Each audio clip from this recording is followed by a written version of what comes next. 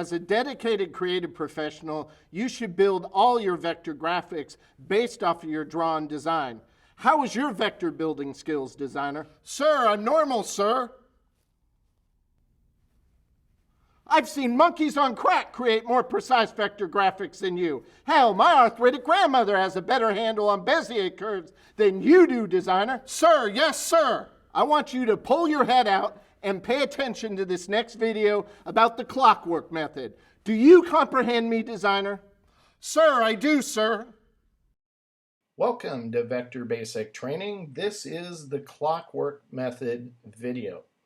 In the process of building vector shapes, a lot of people struggle with knowing where to place their anchor point placement in order to form the overall shape they need to create for the design they're building. In this case, we have a pretty organic, free-flowing shape shown here in our refined drawing, and we need to build this. Now, as people approach this process, they often struggle with knowing, okay, I want to build this shape, but I don't know exactly where to start or where to place my anchor points in order to create this vector shape. And if you don't place your anchor points in their best locations, it makes forming shapes like this a lot harder than it really needs to be. Well, because of that problem, I developed what I call the clockwork method. And the way the clockwork method works is a mental trick where you, as you approach building any kind of shape for any kind of project, be it a logo design, an illustration, or in this case, just a nebulous looking shape, you can use the mental trick of the clockwork method in order to help you discern your anchor point placement. So the way it works is kind of like this. I'm going to show you a mock-up of kind of what I would picture in my mind as I look at this drawn form and I try to relate the clockwork method with it. It would look something like this. So I would just associate and orient my clock in my mind to the given shape I need to create. And when I do that, it's going to help me to determine where to place my points. Now, this may seem a little convoluted and it might seem a little confusing at this point, but if you go through the chapter in the book about the clockwork method, and after watching this video along with other videos on this DVD, I think it's going to start to resonate with you. It'll gel, you'll start to understand it, and the more you use this method, the easier it gets. Not only the easier it gets, the faster you're going to get and the more precise you're going to get with being able to build your vector shapes, whether it's simple or complex. This is going to aid in your creation of those shapes. So let's get started.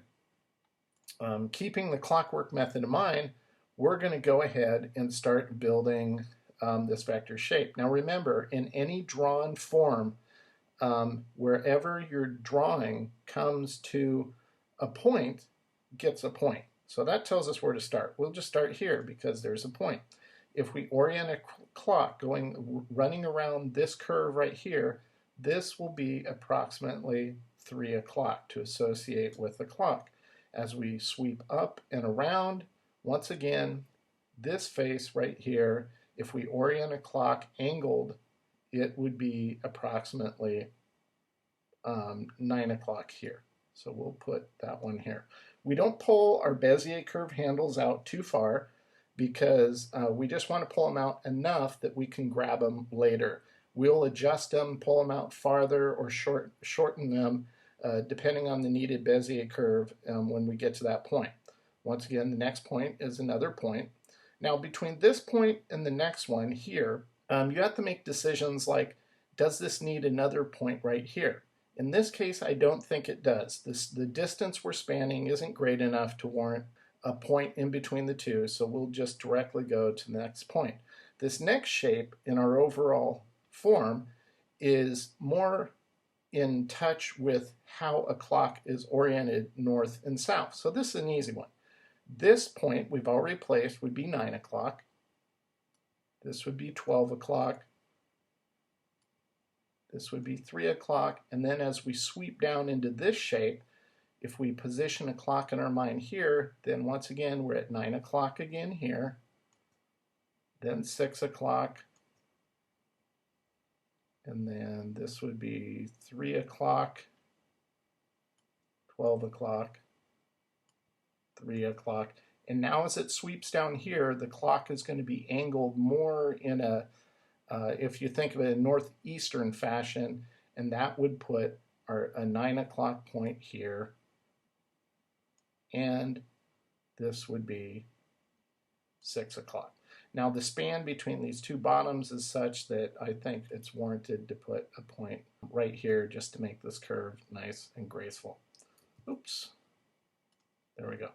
So that is our rough building of this shape. It's the initial process using the clockwork method in order to place your anchor points in their best possible location. Now, later on, as we finesse the shape, we might adjust these anchor points by bumping them over a few points or nudging them this way or that. That's okay.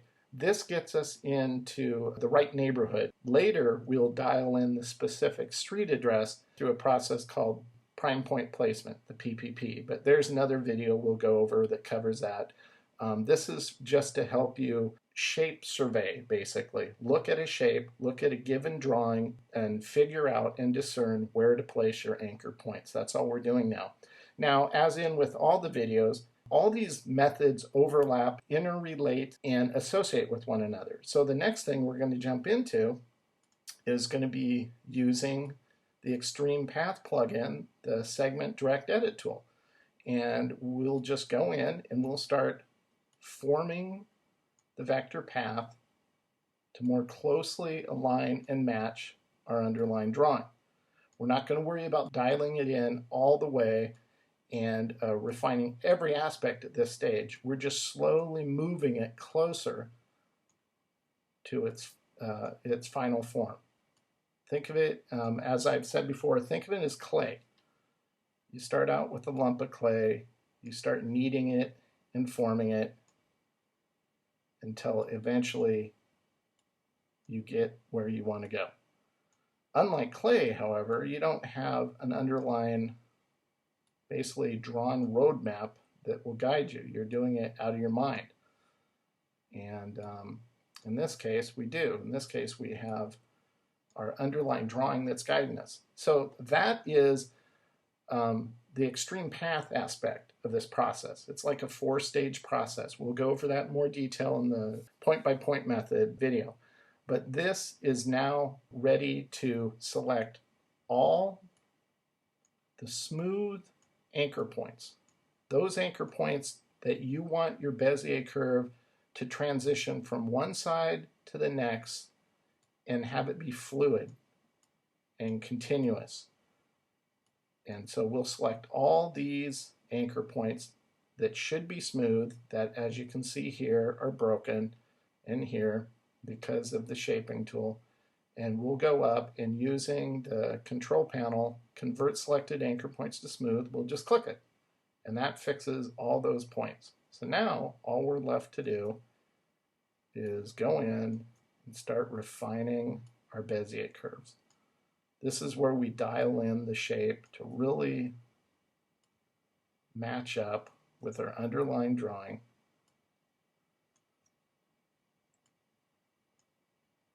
And as you do this, eventually we'll probably discover some of our anchor points could be finessed a little better in another location. So we'll keep going and we'll see if that pops up. Sometimes you get it right the first time, and sometimes you're just going to have to make continual improvements to your design throughout the entire creative process. And that's really what a creative process is all about. It shouldn't be so rigid that you can't make improvements as you go along. Nobody's perfect, so you should always be looking for an opportunity to improve the bottom line design and the precision of the piece you're creating by making those improvements. And here's one case right here, this one. I think this anchor point can slide up a little bit. And I think that's going to serve us better than leaving it where I had initially placed it. It allows us to create the form we need a little better. This one I think can go over just a hair, and that'll help us there as well. So those are small, somewhat anal, I guess you could say, improvements. Here's another one. I think this can slide over.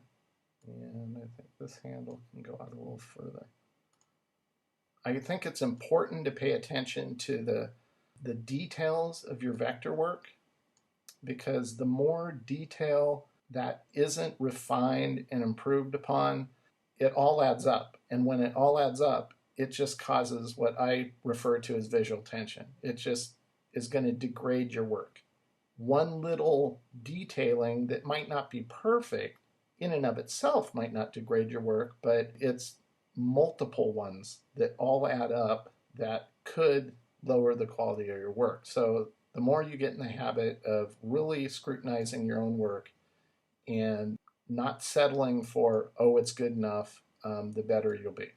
So I think we have our shape there. Okay, now what we're going to do is, as I told you up front, use this mental trick. And that's all the clockwork method is. It's a mental trick. It's being able to look at any drawn form you've drawn out and mentally be able to formulate where you're going to place your anchor points in order to build that in vector form. And using the analogy of a clock is what's going to help you.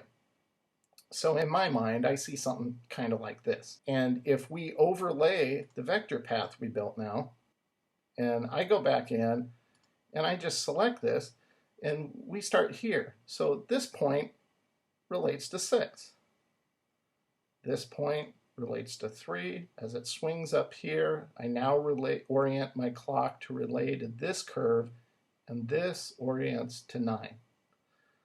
This clock here kind of fits this shape here, and so I orient this with 9, this with 12, this with 3. And as it swings down into this interior shape, once again, I orient my clock with that. And these are both north and west type of orientation, straight up and down.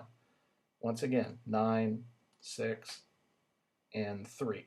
Now, an important part of this is that this shape here, I orient my clock with it, and whereas when I was building this, I had said, this is 3 o'clock, well, that was because I had this clock in mind.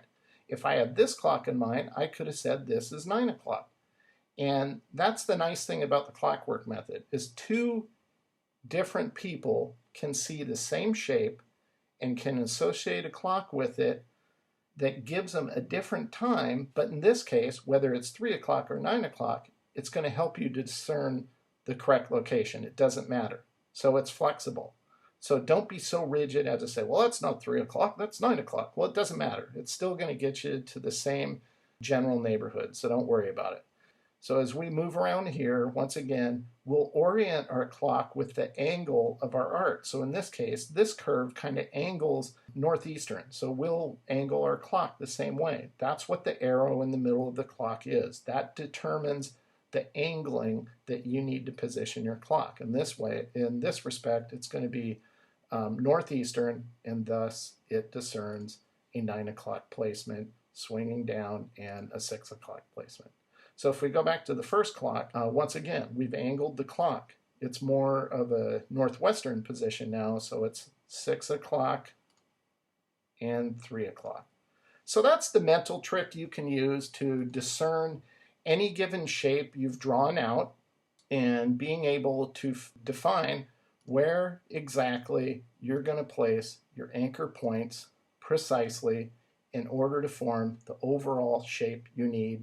That, in a nutshell, is the clockwork method. So let's take a look at a more irregular shape and see how this method applies to that.